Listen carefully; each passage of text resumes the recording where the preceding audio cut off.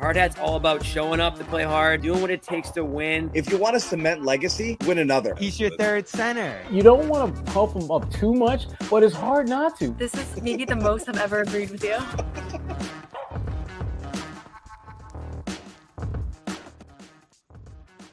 What's going on, everybody? The Garden Report NBA free agency show.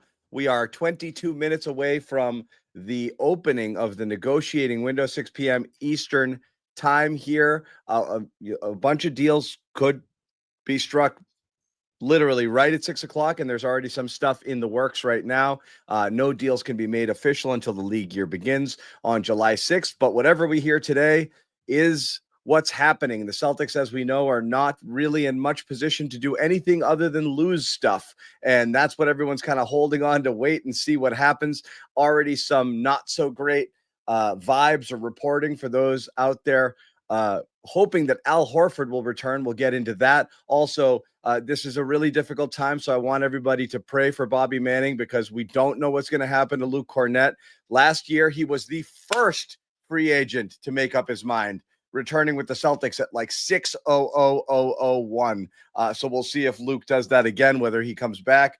Guys, we'll start with you right now. And again, have we finally reached the point where we understand that if anything happens, it's probably not going to be good regarding the Celtics this offseason? Are we there yet? Or is anybody feeling something different? I got there on Wednesday. You saw Brad's demeanor. You saw the draft picks they made, not filling any needs. And since then, not moving in any direction to create flexibility to re-sign these guys. I think we've seen over the last 4 days here that this upcoming season is looking like a reset year. So I don't feel great going into today. Obviously, there's a report on Horford now that doesn't look great.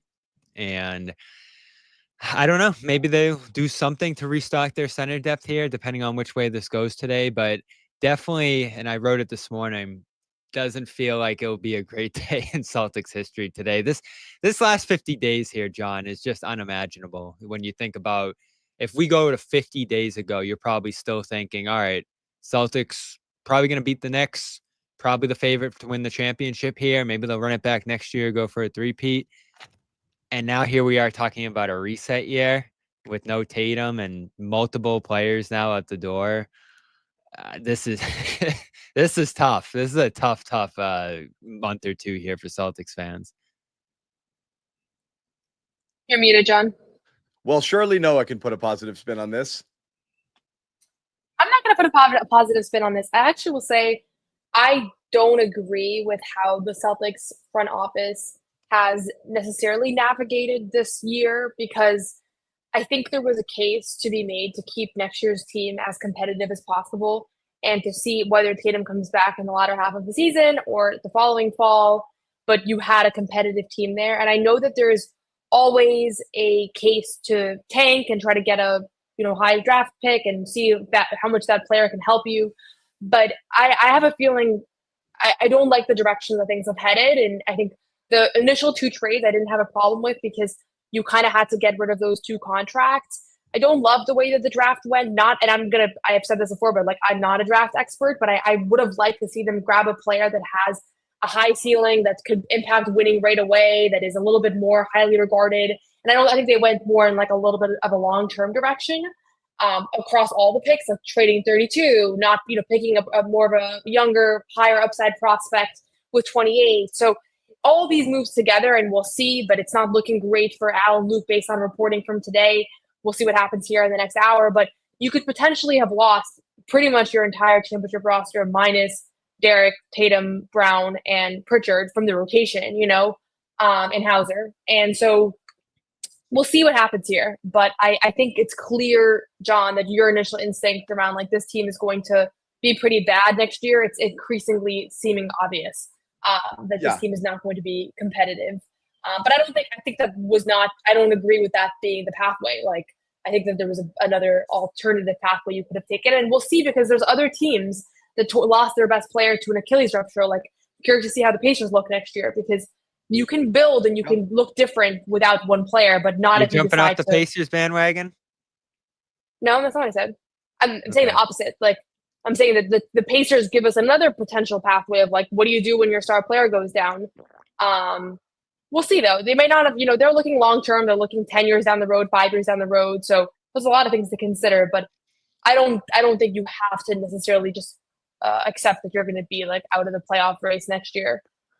Yeah. Yeah. I mean, look, I go ahead, Bobby. Sorry. I was going to say, to your point on the earlier moves, the reason was flexibility, right? And you would have thought, okay, maybe they're trying to move around some money here, retain a center or two. I think, if they're able to retain one of these centers, we're having a different conversation here. But if you lose both of them today, that's where you start talking about a reset year tank, whatever you want to call it. And again, we'll get into how feasible tanking is here with the core intact. But if they're going to move forward here with this core and the different role players that have been crucial to them head in different directions here, and two of them are obviously already gone, you're just in such a difficult position, even next summer. And I know they're going to have first apron space and they'll be able to make different kind of trades and all that. But to your point, John, I'll set you up with the lob here. You don't have draft pick assets necessarily, or elite ones. You don't have super tradable contracts, and you don't have cap space anytime soon, given the two Supermax players. So you don't have, even next summer, many avenues to improve here. And listen, we'll see what they do the rest of the summer It's not all about today, but they don't have great avenues. You do if you tank and you clear the books of all unnecessary, not How are they going to tank though, John? I don't, like I said, I don't want to get into this all over again because people don't know at all what any team is going to do ever. We guess wrong by 30 wins on some teams. So just looking at the East and saying it's impossible I think is a fool's errand. Like with the exception of a team or two, for the most part, sometimes we just don't see it right now. And I just don't think you can guess how low this team can go right now without, I've put this on paper. But this is the best case scenario without signing anyone. I put Hauser and Jalen in there with Keita. Whatever, it doesn't matter. If this is your team and you're telling me that this is more than a 30 to 35 win team, then something went tremendously right, and you've got big leaps from Baylor Sharman, Jordan Walsh, things you didn't want, things you didn't expect to see in year one from Hugo Gonzalez, possibly even JD Davison showing you something, Sam Hauser making a leap, Jaylen Brown proving he can be an alpha, Anthony Simons in a new system all of a sudden. Yeah, I said Sharman right off the bat. Okay. If this team gets you to 45 wins, then that's awesome, because that means a lot of good things happened here with players that you're hoping can make some sort of leap or prove that they belong. Each one's a little bit different. So I think it's great if they somehow squeeze a top 6 appearance out of this roster. However, if you don't, it's not the worst thing in the world. I kind of think they're in a win-win position here, just in terms of what happens this year. You'll accept either result, because if they play themselves into the playoffs, that means they've got more in the bag than they expected. And and if they tank, then you've got potential at a premium player at a high draft pick, and who knows what happens there. But to Noah's point earlier, I don't think it was like, I'm not taking a victory lap over. Like I said they did it. I think what was always the case was this was a step back year, but they knew in Tatum, Brown, White, and whatever is left around them, we won't be great, but these guys can win 45, 50 games on their own. And we're not going to add anything. We'll deal with a little bit of pain, and we'll see if we can reset the deck in a year or so. That was the plan. That's been the plan for 2 years. We're going to strip it down. They weren't caught blindsided or flat-footed by this. They knew it. Tatum goes down, and I think all of a sudden the wheels spin and wait a second. Maybe we don't need to worry about next year at all. Yeah, because how is this looking with Tatum? It's looking a little better. This is where they're at. And I think they're fine with it. We just have to embrace the reality. You don't have to embrace the tank, and you don't have to root against them every single game. You just have to. We have to embrace the fact that they're punting on next year. so there's not a concern. Like Celtics fans, or we will look at it like, what are they going to do at center? And I don't think they're thinking that way. I think they're just thinking Clearly we're going to not. play the guys we have and live with the results, and we're fine with it. And that's kind of where we're at. And I think where people will probably, realistically, I think it's more likely to get worse than get better if they can find a suitor for Simons and shed some more salary there, which I do think that's probably the realistic scenario. And then you hold on to White, Brown, Hauser, Pritchard, and then Tatum coming back, and that's your core. And that's where they want to go with it. And that's all they're going to do. But they're not. I disagree with anything else. And I think they're okay. I think they're okay with it. It's just a matter of Celtics Nation getting okay with it. I mean, certainly not having an established center is a great way to be unstable going into a year. And it's not just about this year. It's not just about this year for me, certainly, because I think you wanted to be in a good spot when Tatum returned to at least be competitive. Yeah. And without a center locked down, and I think Cornette would be a great way to go in that direction. Horford even, I think, could have given you 2 years of some stability at that position. I like Keita. I think he's capable, and I've supported him throughout last season and thought they should have played him more. I don't know how he'd hold up if this is going to be a full-time role for him, or maybe they go out and get a stopgap guy. I don't know what they're going to do there. But I think, to your point, Noah, about the direction and what they've decided to do here, I just think you needed to come out of the summer with some sort of plan at center for the long term, having a guy under contract at the very least. Because I think when Tatum here on that, I don't get that. Because I think it's the hardest position to find in the league. I think when you take young guys, it's a very not really. You go trade for Mark. You go trade for Mark Williams. Done. Like big deal. But does he fit your system? Does he play well with your stars? Like, there's a lot that goes into it. It doesn't matter. Again, it matters. I think the one thing that people are underrating. What I'm saying is, it took you 5 years to get Luke where he was. We're not talking about Luke though. You're talking about like you went and got a guy like Porzingis, after having had Rob, who was imperfect, and Al, who's not really a starting center per se. He's just extremely capable big man who can do a lot of things for you. But in terms of like getting that pure rock solid center, you haven't really had it. You didn't even really have it in Porzingis the last couple of years. So like, you can build an uber talented roster and have something that's okay there and be okay around it. Like how many teams out there are rocking like awesome centers right now where it's like, that's they had 3 centers.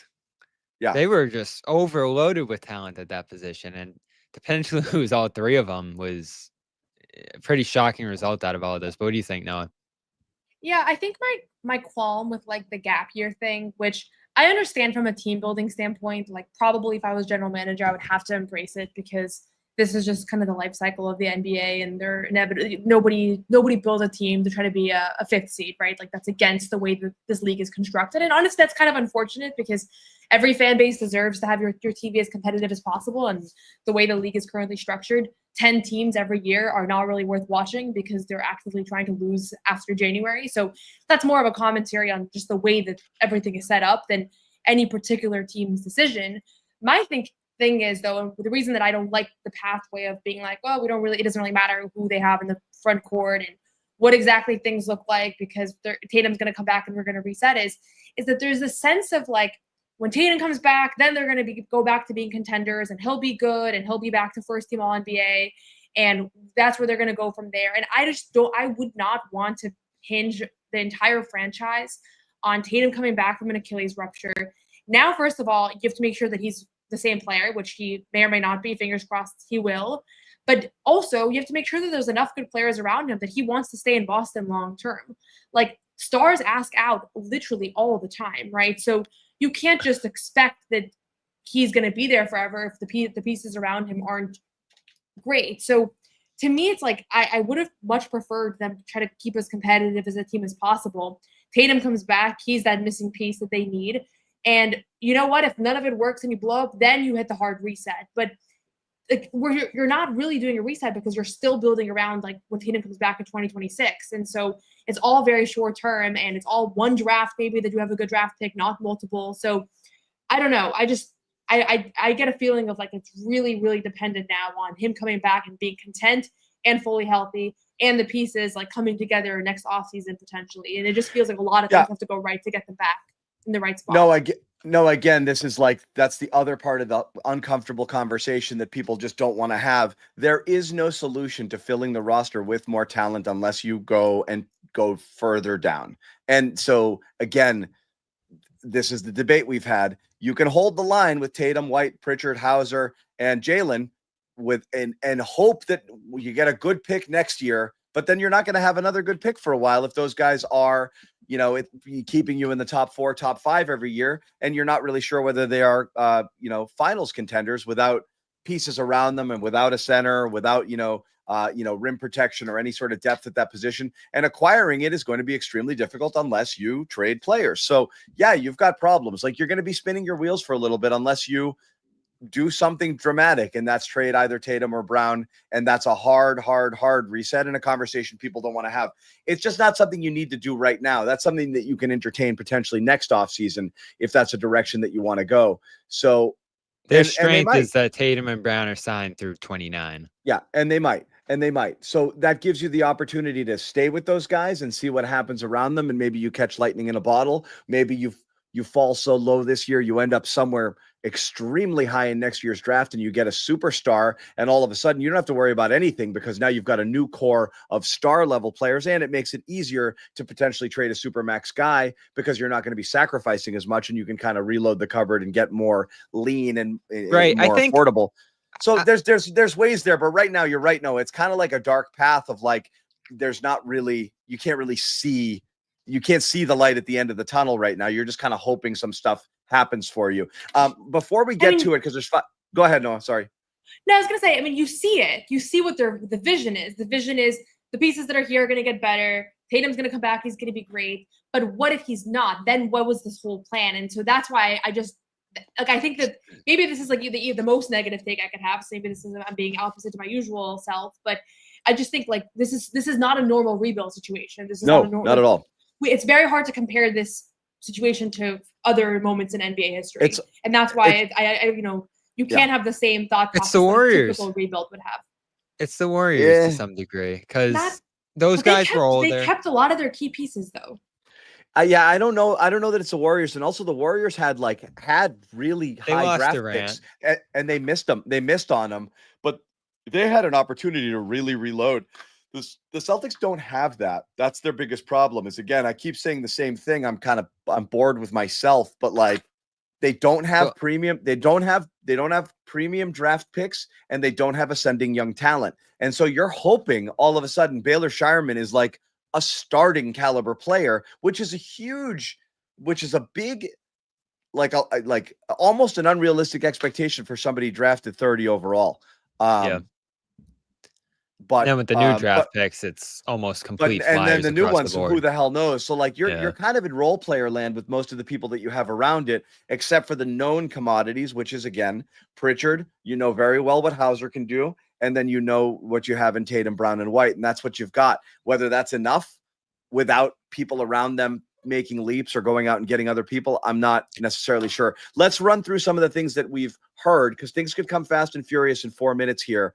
But before we do that, we want to give a quick shout out to our pals over at Prize Picks, #1 daily fantasy sports app in all of North America. Make sure you sign up today if you're interested in playing. You can get in on any action that's going on right now, and that includes women's basketball, professional baseball, and of course you want to really be ready, locked and loaded for when the professional football season gets underway. I know a lot of people have a lot of fun with that, so check it out. Download the app. Pick more, pick less. 2 or more players, up to 1,000 times your cash. It is that simple, my friends. Play it however you want. You can cross and mix and match sports. I usually like to lock in personally on one game so I can watch the whole thing and I get a good vibe for what's going on there. That's how I play it.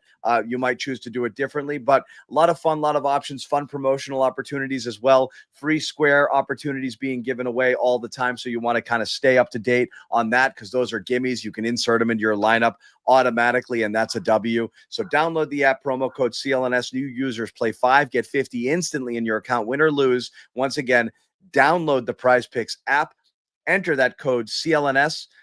Play 5, get 50 instantly when you play Prize Picks. Run your game. Let's get into a couple of pieces of news because it could come fast and furious. It was slightly ominous reporting. First, it was Al Horford's not close to making a decision and probably won't in the first 24 hours of this free agency window opening. And now one of those kind of like, we know it, but we're not saying it yet because I don't want to get anybody in trouble sort of reports. Warriors making Al Horford a free agent priority. This now coming out from multiple reporters, and the way that this is being put out there makes it seem like this is a done deal. Yeah, and I don't know how the structure of this is going to look because they're in a tough cap spot. And I wrote about some of the destinations for Horford and Cornette this morning, zeroed in on like the Hawks, Knicks on mid-levels. Hawks obviously going in a different direction, it looks like at this point. Knicks had some trouble too here, and they were obviously a team linked to Horford. But the Warriors on paper made some sense. I don't know what's going to go on with Kuminga here because he's another floating piece, and they're real tight against the second apron here. But I do think they'll be able to squeeze just enough space for him to take a $5 million mid-level here. And this one's frustrating because you probably could have done that. Would that have been the end of the world? Bobby, Bobby, we can't move forward. I know we're going to disagree on it, John. It's fine. No, but yeah, we're still stuck here. Like, they're not trying to win next. You're only going to bring somebody here on this team next year if you think they can help you 2 and 3 years from now. We have to stop looking about what's going to happen next year. We have to stop. Because they've stopped. So we have to stop, right? But unless you think Al Horford has long-term value beyond the Warriors making literally one last run at this thing next year, again, I just think that both sides know we're so happy you came back. We helped your Hall of Fame candidacy. You got your title. Everyone is happy. This is a happy ending to the Horford story. I don't think we need to push this any further. I do think Luke You thought Horford was going to play for a different team before the end of his career? I absolutely thought Al Horford, if he chose not to retire, was not returning to the Celtics next year, without question. I never because in my mind injury, though, right? No, I just assumed that they wouldn't be able to afford him this year because of their cap situation. Even if Tatum was healthy. Yeah, Al Horford's been gone in my mind for a year. I've always looked. It's just the reality of the cap. Even if you traded Porzingis and Holiday, you knew you had no money to re-sign anybody. So I've always thought maybe Luke on a minimum, but I didn't think Horford was coming back. And I didn't, again, I don't know. Maybe Tatum changes the equation. In my mind, Horford's been gone. But I don't think Horford's going to be thrilled to make this move. I think Boston's a place he liked. I think this is a team and teammates he enjoyed competing with, but I think there's a point of pride here of a role. Windows open, by the way. We're open for business. Yeah, I think this is a matter of a role because he's probably going to be a starter here, I'd imagine, alongside Draymond. And it's a great fit. It's a great fit. But payment also for what he earned last season at this point. And again, there was some metrics and stuff that said he was a $18, $19 million player last year. That doesn't look like a guy who's going to play one more year and then be done here. I wouldn't have minded the Celtics going 2 years, $10 million for him if that's what it's going to end up being here. Maybe the Warriors went 3 years. That would have been a little bit of a tougher pill to swallow if you're Boston. So we'll see what the details are in this contract. But it's not a matter of needing something, John. I think it's a lot of intangible stuff, helping Tatum get through this rehab, helping this team get through a difficult year, and then eventually being there when Tatum gets back to help this team start winning. Then it's not a high price to pay. It's, I think, tax money at this point we're talking about with stuff like this. Like, is it worth paying tax to have Horford around here? And obviously, I don't think they determined that that's the case. And so it's assets, Bobby. What is a greater asset to the team, to the Celtics right now, if you're looking 2 and 3 years down the road? Is it Al Horford on whatever it is that you can afford him? And in order to get him, you would have to probably trade a Hauser, a Pritchard, or more likely Simons. So what's the greater asset? Holding on to Simons, see if you can get anything for him at the deadline, or just letting that money walk and getting $30 million back off the books in a year, or Al Horford for 2 years? Like, there's no question from an asset. And again, Brad said the term a million times. They're trying to manage their assets right now. Al Horford at this stage in his career on this team is no longer an asset to them. So you have to look at Simons. Simon's greatest value might literally be to let him no longer play for you. whether you trade him or whether you let him walk and you get 30 million off the books. Then you're clear. Then you can start to do things and operate a little bit differently. But I just don't. Horford is no longer an asset for this team. Yeah, I don't know if I agree with love that him. necessarily I because love there him, are different but pathways to clearing 5 million Yeah. this year. That's all you really had to do. And maybe How? they hit Where are they? a brick wall with that. Niang, Hauser, and I Simons think are obviously Niang. the I think biggest ones. Niang. You could and should, but you'll have to send out some picks too. But Right, again, and I don't you're gonna. understand. I But don't again, totally understand the Bobby, thinking with that one. asset management, sending out Niang and 2 picks so you can re-sign Al versus hanging on to those 2 picks to make a move later on for something that's going to impact you longer term. It's again, you have to look at the asset, not the player. Al Horford is Right. better than anybody that they're going to be able to sign now or a year from now, probably. And he'd make a huge impact on their team next year. But I think from an asset management standpoint, you're just not viewing Horford as an asset. I think they view the picks as a greater asset. I think they view Simon's contract as a better asset. No, I don't know if I'm wrong here. You have a different take. I think that if there was a good trade to trade Simons, they probably would have traded Simons. They would have that space to sign Al. I'm assuming they didn't find anything that they felt was And that's worthwhile. a mistake too, honestly. And so I don't know what the market was out there. Honestly, the Colin Sexton trade, seeing that he has no value despite coming off of a very efficient year and being an awesome player who I love, has molded my thinking that maybe these undersized scoring guards are just not a market for them. I told you, no, I oversaturated looked across position. the whole league. I couldn't find And a so single I Simons think team.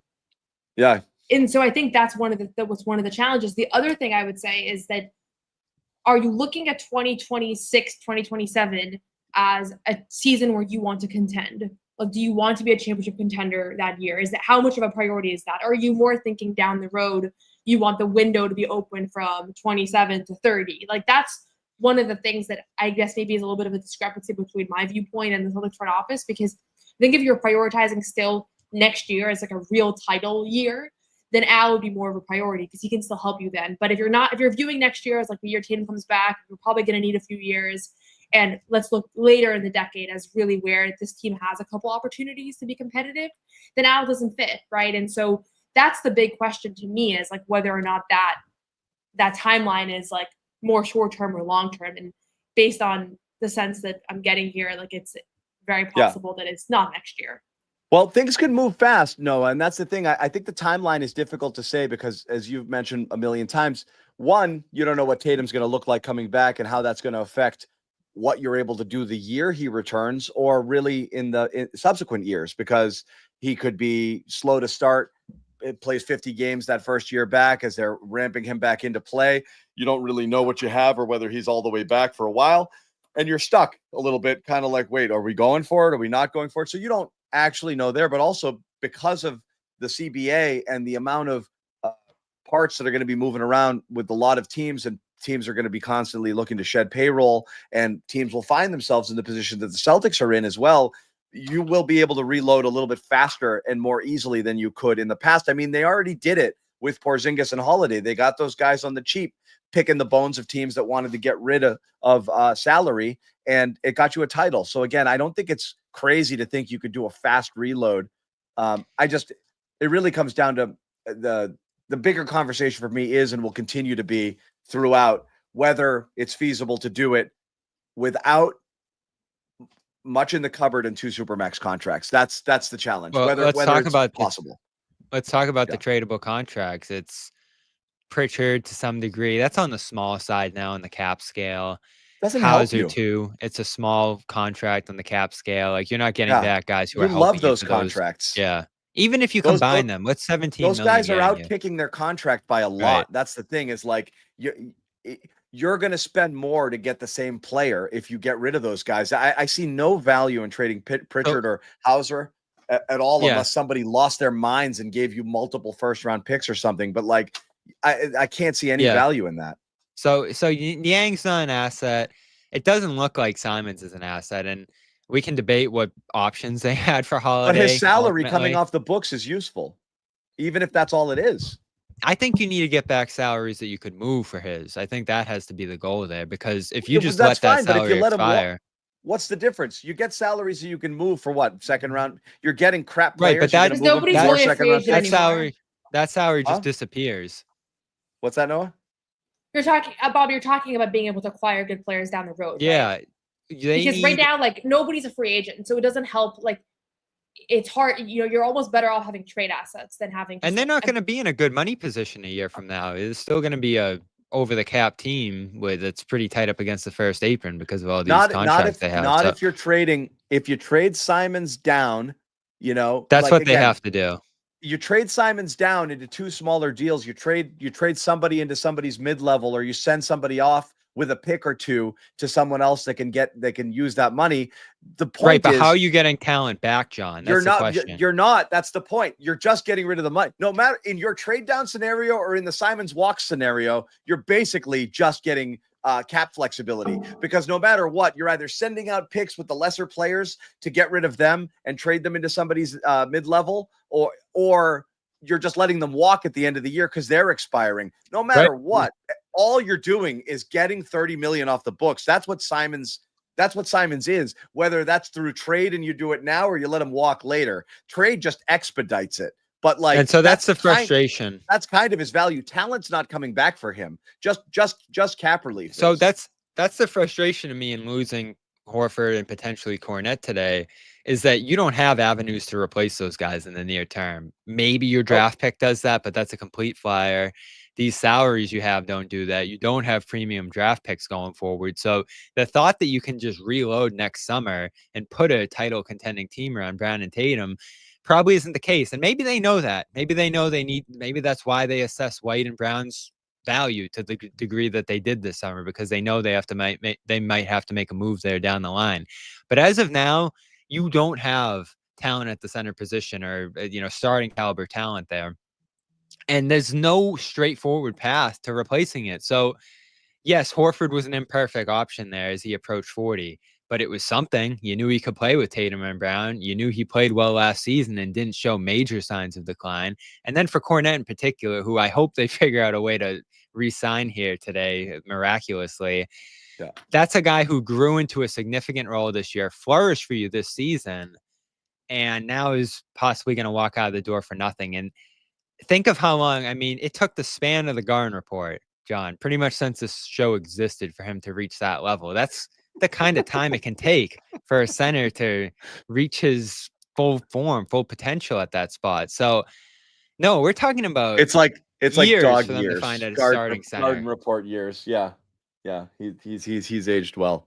I got to say something that's bugging me right now is that the last tweet from Shams was 44 minutes ago. Woj would have sent out about 40 by now. What are we doing here? Can I just say, Shams has been blowing up this offseason for so long that I need, unrelated to the Celtics, I need like a big thing to happen tonight, because he's been saying every time he goes on ESPN, I don't know if it's because it's his first It's LeBron, time. right? I don't know. LeBron's in his player option. Like, who could trade for LeBron? Like, I don't know. But I keep thinking, like, he keeps saying that big things are going to happen. Stay up tonight. That was like a week ago. Nothing happened that night. Like, That one was out of context. no, I watched it live. I had my TV on. I've been watching hours of Shams every day. I think it's because it's his first year with Noah, ESPN, and so he doesn't know like how to like do the news cycle plus the reporting. Like, he's still figuring out the balance, Noah, you're not a Harry Potter fan. No. All right. There was in one of the books, Hermione, who was like the straight A student, in that cloned herself so she could be like in a million places at once. I swear that's you. Not she cloned herself. She had a time turner so she could turn back time, and she could literally, so you can go to multiple classes at the same time. I'm convinced with all that you do, all the sports that you cover, being able to watch literally every Celtics podcast that's out there, plus hours and hours of Shams, there has to be more than one of you. There's no way there's one Noah. Yeah, I wonder what I'm giving up. Yeah, there's only one, but perhaps spending too much time consuming NBA and WNBA content in games. It's Paige Buchers made the All-Star team while you were on here. Paige Beckers. Yes. And also Brad Marchand signed a 6-year contract with the Florida I almost said Marlins, Panthers, for a 6-year contract for 37-year-old Brad Marchand. For those of you out there wondering, he's 37. Whether there's life left for what, That was a good move, Travis. someone is saying something terrible right now. What's that? Simmons on. to the Celtics? No, I think it's a joke. It's a joke, right? They don't fall for the chat anymore. They got me so good last week. It's a joke. They're trying. You think that they're doing it You together? shouldn't have said What it did out they get loud. me last week? What was it? It was I I was like panicked. Oh, I think it was Jalen traded to the Bulls. Yeah. That's Or what something, it was. yeah. And I was like, who do the Bulls have? I was like, devastated. That's what it was. Chris Haynes saying on NBA TV, we used to report agreements at 6:01. That time has changed right now. I don't know why that is. I wish they told That us happened before last we year did this too, I show. remember. Yeah. Yeah, So that's slowly been going away from that. I think part of the reason was they didn't want this illusion of tampering going on before the 6 o'clock time frame. So give I it think up. they That's all squashed they've that all- a little bit. But they did it anyway. Yeah. So I think that's part of it. It's not fun, certainly, though. And, we can glean what's happening here, potentially. There was some great reporting from Stein earlier that a bunch of different guys are going in certain directions. And it seems like it's Nickeil Alexander-Walker going to the Hawks. Nuggets in the mix there as well. Dorian Finney-Smith is in the mix for the Rockets. Obviously, we've mentioned Horford and the Warriors. The Ty Jerome deal with Memphis looks all but done. So it looks like a lot of stuff is going to potentially move here fast, including Dennis Schroeder getting a nice deal with the Kings. That 2 happened years, already? $12 million, I believe. It's That's funny. what they The believe report is I gonna just saw happen. is that they Or were meeting on 228. Zoom. They were meeting with him and Brogdon. So And Power I think to an ya. important one. I think an important one from a Celtics standpoint is the Mavs have obviously been trying to fill their point guard position while Kyrie's out. There was a lot of holiday buzz there. Chris Paul, they were looking at him. Lonzo Ball obviously went to Cleveland, which was another Breaking guy they were news. looking at there. breaking news: the Jazz are guaranteeing Svi's contract for next season. That's the Bring him best back. thing we've got. Honestly, good for him though. I like know? that guy. A lot of guys are not in the NBA anymore that were in his position, and he found a way. Yeah, He played well that year when he played in Boston. Wasn't much, but this is a wild off season so far. Brogdon, is he going to stick around? In It was a bummer basketball, watching somewhere. him. Yeah. yeah, he was part of the Kings shopping list here.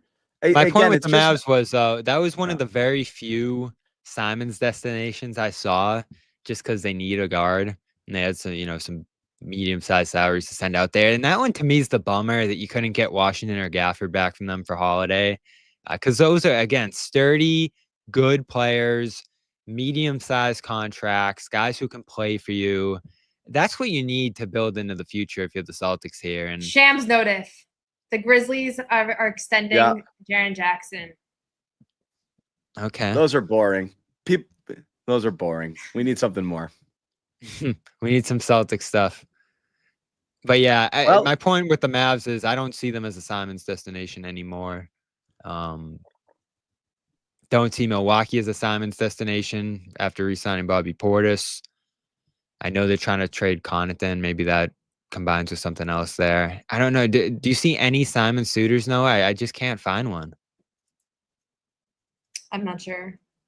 I mean, who clearly wants a there guy were making there wasn't. $27 million who hasn't been proven specifically on the defensive end?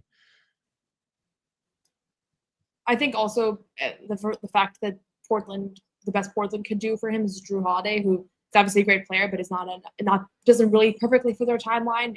Maybe confirms the fact that there wasn't like a great trade market for him. Let's put everything we have together and let's unite, because we are a little fractured with everybody feeling and wanting and thinking different things. And, fans are starting to turn on each other in the chat. I think we can all agree bringing Luke back is a win-win across the board. It's a win for Luke, win for the Celtics, win for fans, big win for the Garden Report. And again, it does give you a little bit of stability and normalcy there at the center position, because I do believe that while I would prefer they lose as many games as possible next year, you don't want it to be like a sham, because you do start to. I'm not worried about culture for people that have won their whole lives. Like all of a sudden, Derek White and Jaylen Brown aren't going to be bad culture. They've seen winning. This team, they won a championship. They've done nothing but win. I'm not worried about that. I am worried about people getting pissed off and starting to look for the exits, and that kind of thing happening. And I am worried. I mentioned this before. I'm definitely a little worried of like Brown and White kind of wondering like, how did you guys, What are we supposed to do? Why did you guys do me dirty like this? Like, what am I supposed to do with this team? And this we lineup, know Jalen Noah. He will not keep his thoughts. He's going to let it be known. Private. Yeah. There will be I some think part of frustrating. it is that we were excited about the prospect of like seeing. Well, you and I, Bobby. I don't know if that reflects You were. everybody here. Yeah. And Stephen excited A. about the Stephen A. was prospect of on our seeing side. Jalen kind of leading this team and what that would look like, and like this is not going to necessarily reflect well on anybody what happens next year if there's not a big man, right? Like that. You're not putting guys in the best position possible. I was saying from the start. Oh, Put say, Brown oh my God, on a breaking news show, dude. I'm just reacting to what Noah's saying right there because I said from the start, keep Porzingis with Brown, so he has an outlet, so he has some ability to lead this offense, so he just isn't thrown into this position that's destined for him to fail in. And they don't do that. So it's like, okay, keep Al there as a, pick and pop auction guy he's been playing with since 2017. They're not doing that. So can you at least keep Luke with them? A guy that can set a screen and roll and give him a target and pull defenders and all that. Center is so important on both ends of the floor. I don't know how a team can function without it. So again, John, your point, if you want to tank, great. But for White and Brown, who are going to try to keep this team above water this year and get the young guys up to speed and all the different stuff that they're going to ask them to do and certainly pay them handsomely to do, it's just going to be grueling and it's going to be frustrating. And I think those guys will probably catch some flack if they struggle. We know Jalen will, right? No one's going to go lightly on him making the $50 million if he struggles this year. This is going to be a bad. They're putting these guys in very difficult positions. And let's talk about what this is. Yeah. I don't know if there's a mandate, John. And we asked Aaron about that the other night, and we're always going to wonder that, right? Like, did this team go into this offseason knowing that they couldn't pay tax, that they couldn't be above certain apron lines, that ownership just said, we're not doing it this year? Well, Tatum's out. That's tough for our front office. That's tough for the players. And I'm not going to blame them for something that they haven't done yet, John. But if they don't bring back Cornette and Horford and they just dive below that tax line, what are we going to be saying a week or two from now? Again, it's bringing back Horford and Cornette have nothing to do with that tax line. They still have. There's no way to keep those guys with a tax line. I'm saying they have a ways to go to get clear of money. If their goal is to get below the first apron and then below the cap, they got to clear a lot more money. So I don't think Brad or Zarin could have put it more bluntly without actually saying the words, but basically we've got good players here. We want to ask both of them same answer to the same sort of question. I know Noah had asked it, at least of Zarin, if not both of them. And no one indicated that we're going to be aggressive to see what we can do, even though we know that it's tricky. They both just said, we got good players here. We're going to play with those guys. They're playing with what they got. The quote you love, John, was, I think we're always trying to compete with the guys that we have. And again, they have made a lot of people. Yeah, they have made a lot of people drink this Kool-Aid about the flexibility and the draft picks and all of those things. It's if there's 10 slices in this second apron pie, 9 of them are money, and 1 of them is those restrictions of flexibility. There's no reason to restrict yourself and penalize yourself when you're a loser, when you're not going to be a winner. But if this team, if they were running it back and Tatum were healthy and the owners didn't give a crap about the tax, they would absolutely stay above the second apron and they wouldn't care. I get this reference, John. Yeah. Sorry for scaring everyone. That is funny. 1.21 gigawatts. We had I'm gonna do one of my tangents, but Kenny Young who's over at ZLX. You guys, some people might know Kenny. I graduated with him, and our senior show, we did a spoof on Back to the Future called South to the Future, and Kenny was the professor candidate. Was the professor character in it, and we had a girl in our school called Helen Watt, and it was the line was 1.21 Helen watts of energy, and it was pretty funny. And that's all I could think of when I see that line now. So shout out Kenny Young. He's friggin' hilarious. For those of you who still listen to terrestrial radio, check him out on ZLX. He's the best. Yeah, that's right. ZLX. Kenny's friggin' awesome. So anyway, we talked about Al. Should we we're talk into about this. Luke? There's no fireworks. So let's get into Luke. A couple of things are interesting. The Ayton buyout here reset the big market a tad because it shoved everybody. I don't know if you shoved them down, but it created another opportunity for some people to fill a need among the teams out there that you thought might come looking for centers. So that's another. I can't believe people want him. I can't either. Just because he's bought out doesn't mean you have to sign him. So I've always been higher on him than other people. How what is there to like I hate to do this about players, and I usually keep it to myself, but he's the one guy I really like where is the hope? So you've never liked him? No. But I'm talking about right now. Like how could you believe, what is there to believe in? He'd have to have like a personality and like a everything overhaul. Like we've already seen how he plays. So I was talking to John when this happened the other night about my experience interacting with him, and it wasn't great. And I could tell that there was some stuff there that's probably a lot. What wasn't great? For teams to handle. Just interacting with him, it wasn't great. I obviously there's a lot of reporting. There was like the video game stuff years ago, right? And again, it doesn't seem like that he's made the most of his potential, I would say. But even with that being the case, he's still been a double-double every season of his career. He's still a force offensively. I think he hit like 50-something% of his mid-rangers last year. He was great on that end of the floor, pulling up from like 10 to 15 feet. He's so talented. I remember back when I was locked in on college basketball, there's a guy I would tune into every night at Arizona, just basically dribbling up the floor every time and scoring every time when he was the #1 pick that year. And then he was the starting center on a Suns team that went to the finals and went up 2-0. And he was hailed as one of the few centers in the league that could switch and guard every position.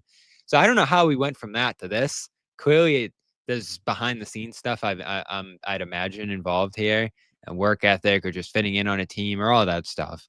But I've just the player, I've always liked that the talent is undeniable here. So that's why teams take a chance.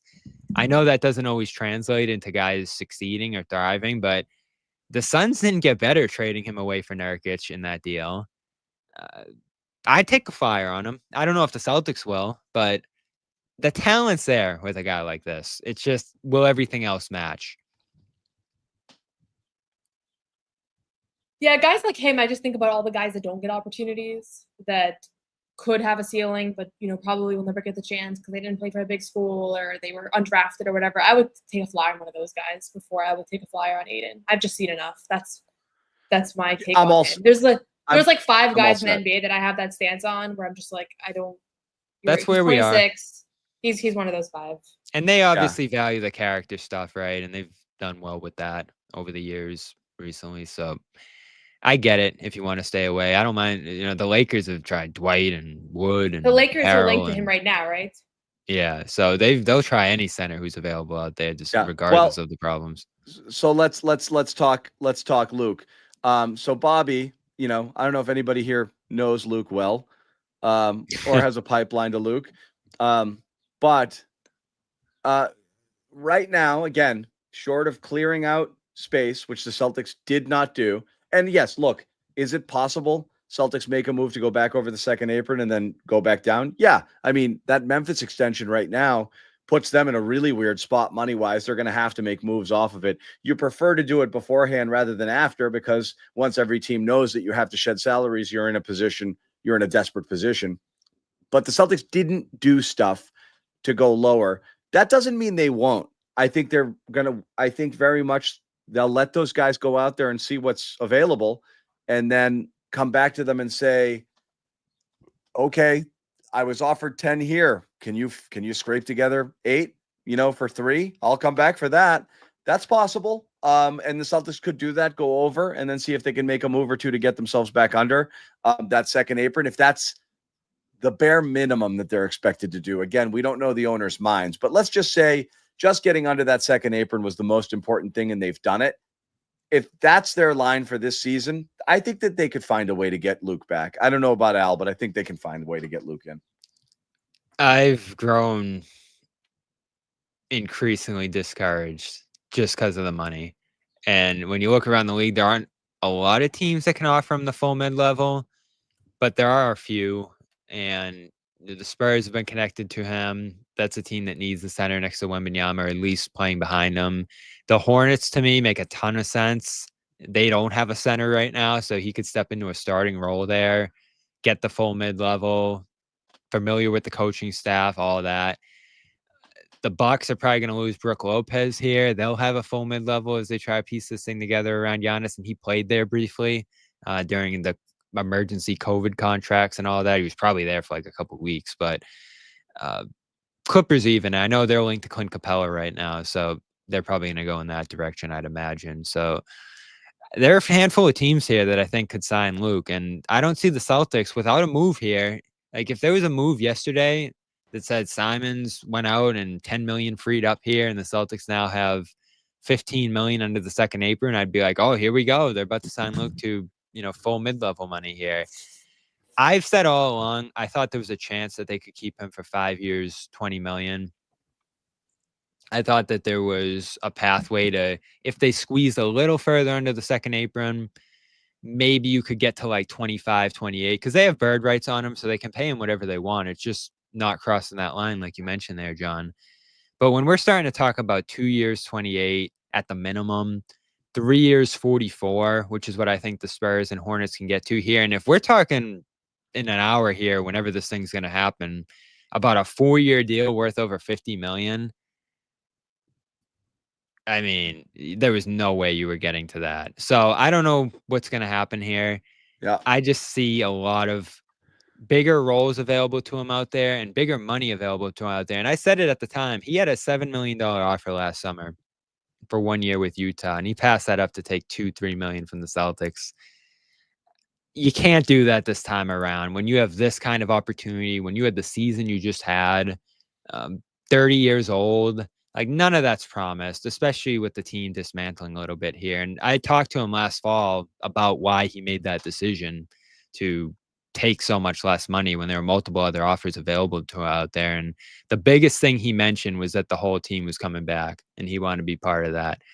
And now that's obviously not the case here. And his exit interview to me was the first time when I was like, oh, geez, because it wasn't, oh, I love these guys and, I really want to be here and all that. It was, let's see what's out there. A free agent deal reported. Dorian Finney-Smith, 4-year, $53 million deal with the Houston Rockets. That's man, they're going to be a monster next year. That's they're a having change an of awesome teams. offseason. That's a change of teams right there. So How that's about, the first. Someone. Now that one person has done it, everyone else can do it, right? Yep. And remember, Half an hour feels substantial. Lakers just let him walk for nothing. Yeah, I don't know what's going to happen with the Lakers, but that's a think tough of one. where. I'll let you weigh in on Luke first, Noah. I mean, listen, if you're building this team around who's going to fit alongside Tatum in the future, Luke should be at the top of the list. Perfect. And I do think that, is he the end all be all for this offseason? No, but he's 30, so he's not like I get the Al thing. I get the Al thing as far as we're talking 3-4 years from now. Al's 39. But Luke's 30 and Luke's playing the best basketball of his career. So I would say if there's any way to keep him, like he should be one of the priorities this offseason. And Brad said on Wednesday, our priority, Luke and Al are like among our priorities, but he doesn't, he's going to command more than a minimum contract. I don't know what they offered him, but he's only made $14 million in his career. So it's time for him to get his payday. So this stuck out to me real quick. I want to point this out. The Luke doesn't warrant this much discussion. Guys, Luke Cornett is the most that's going to happen to the Celtics in free agency here. It's the biggest thing that's going to happen. There's nothing else to discuss outside of I'm not going to get caught up on this. because Yeah. I think the Luke approval rating, there was a time where it was really frustrating, and I don't think people saw what he was capable of or what he brought to this team. I'd say the Luke approval rating's over 75%, 80% at this point in Boston. So Yeah. I don't have to fight comments like that. I think they're few and far between at this point. No, I mean, I think most people realize what he brought to this team, and it was right in front. I mean, did you watch Game 5? Like, it was right in front of you the whole season what this guy became for this team. So, yeah, you're not going to replace him with anything close to that. And so I hope for the detractors, they're prepared to see a real step back at that position this season if they lose him. I don't even know if it's detractors versus people just thinking it's not sexy or interesting. It's literally the only thing they can do at this point. So, like, I don't know what else people are hoping for, but with $4.7 million, I don't know what you're getting. You're getting a vet minimum guy at the end of free agency when after they couldn't get a mid-level deal somewhere else. That's about it. You're getting scraps. So Luke is the best you're going to get out of this deal. Another thing that was ominous Bobby. to me on Wednesday, Noah, the comment you're talking about wanting those guys back, the line he said at the end to me said a lot, though. It just, along with his demeanor that day, like, you could just tell it was like, and everyone got caught up on the second apron thing he said. And I agree, that was more reflective of just general frustration about the situation they're in, rather than him not knowing what the second apron meant. But the line at the end, we'd love to have him back and all that. And, they're going to have plenty of options all over the place, well deserved. At the same time, I don't want to put pressure on them. It's their call ultimately. But yeah, we'd love to have those guys back. They knew what the market was. It was going to be hard to compete with some of these other teams out here. Paul Reed, 2-year, $11 million deal to the Pistons. Compare that to Luke. That's what, 5.5 a year? Yeah, well done. So that's small mid-level money. I think Luke's going to get the full mid-level. And Luke are both better players than Paul Reed. They are. So it's just the market. Like, in recent days, I think it became apparent to me that these centers. Thank you, Dirk. Dirk's got your back, Bobby. Yeah. We talked about Miles Turner getting like $30 million a year. Thanks, Dirk. We need Luke. Ennis is not walking through that door. Is Ennis walking through any door? Even Fox got bored of his friggin' nonsense. I haven't seen him anywhere. Should we get him on the Garden Report? No. I'm sick that day. Yeah. Nope. Pass. I interviewed him in Syracuse at one of his camps that year when he came back for the second stint with the Celtics. Is this Darwin putting this out here? The story on Hugo, they're drafting him because they thought he'd take a below slot deal. Oh, this was something. So this is warranted of mentioning here. There was a report, I think it was from Fisher Noah, that the Celtics were, and again, this is just something that was indicative to me of where they're at money-wise and what they're about to do here this offseason. There was a report that they, at the number 30th pick, which is what, $2-3 million slotted salary. And if people don't know how this works, there are salary slots for draft picks. So you're set to make an amount of money based on where you're drafted. Cooper Flagg's going to make 13 something million.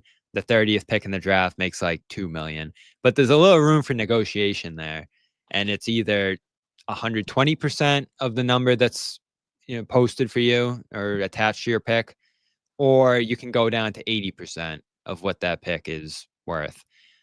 And so almost always, every single pick, they even, if you look at some of these cap websites, they just put the number that's 120% of that because that's just what teams pay. Almost every single rookie contract you look at is 120% of what the associated, pick number is there. And so at the Celtics spot, you're probably talking about like 2.7 million. And if you go up to 120% of that, it's 3 million. If you go down to 80% of that, it's 2.5 million. And so Fisher reported that the Celtics were canvassing for prospects that would potentially take 80% of the rookie scale. And that to me just says so much because you're saving like $700,000 on something like that. And I know that's significant when you're battling aprons and tax and all that stuff. But I've just rarely heard of any effort like that where you're just going to try to tell a rookie to take a haircut there. And Fisher reported that Gonzalez isn't going to do that. We don't have Gonzalez's contract yet. But the fact that they were trying to make a rookie 30th pick take a little haircut to shave off another couple $100,000 there, to me was just like, all right, this is a tax thing. This is a spending thing. This Well, is the they're trading trying to down in cut the off second round. every. Yeah. Uh, That was another. every- I said that at the time too. You're trying to take a guy who probably would have taken, if you drafted Ryan Kalkbrenner, Noah, that's like $2 million. It's a guaranteed deal. Yeah. And they picked two guys who are going to take two ways, which don't have cap hits. So they were trying to save money in the draft too, clearly here, and they're trying to save money a little bit everywhere. So that to me doesn't make me feel great about Luke coming back here.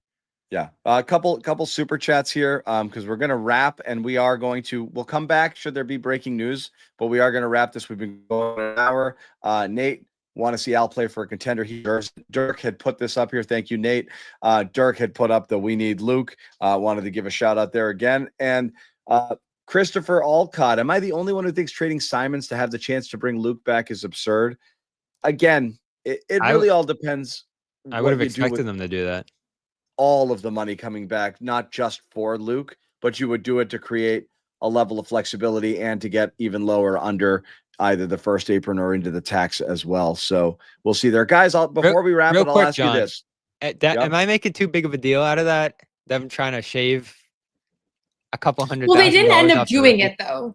Like, I don't know how often teams are calling to assess players' willingness to accept different contracts. The reality is they still grabbed the guy who is not doing that based on Fisher's reporting. So I thought it was kind of a non. Like, had they been like, oh, we passed up these three guys to take the guy that's willing to save $200,000, that's more of a story. Yeah. But this was more of like a process story that I'm not sure. Yeah. How newsworthy it is compared to usual years. Because if that's the case, you'll just trade down and out and then deal with whatever. Yeah, like they still selected Hugo with the 28th pick. They still paid, or they're still paying him the full thing. So yeah, if you want to get out of that stuff and you want to get out of a slot, you probably just kind of trade down and just, I don't care, I'll take the next guy available. This doesn't mean a lot to me. So I think they liked him enough to stick and pick.